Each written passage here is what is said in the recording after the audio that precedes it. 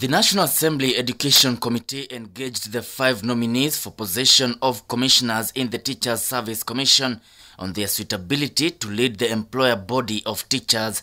MPs sought the nominees' opinion on policies including delocalization of teachers and affirmative action in recruitment of teachers in marginalized areas, while nominee Nicodemus Ojuma and Salesa Abudo called for lowering of required grades for recruitment of teachers in marginalized areas.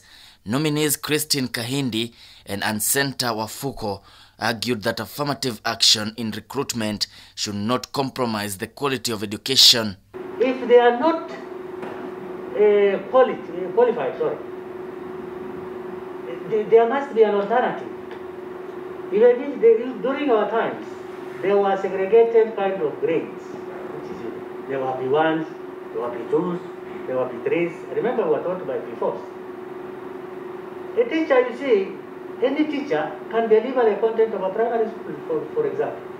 It's not that we do not have C+Cs in these marginalized counties, but the problem, most of these, probably these students or this target group in the marginalized counties, probably they are not interested in joining teaching. So the main issue is how do we make teaching as a profession attractive so that we can even have A students coming to join teaching. Issues of slow career progression among teachers and retention of retiring teachers also featured in the discussion.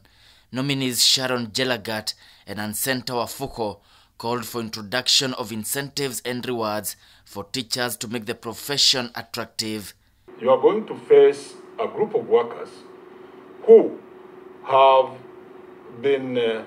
had their CBS freezed for 2 years. And you have said yourself that you have a good experience with trade unions. And now they are not having monetary benefits through the CBS. So what is your advice about freezing of CBS for teachers?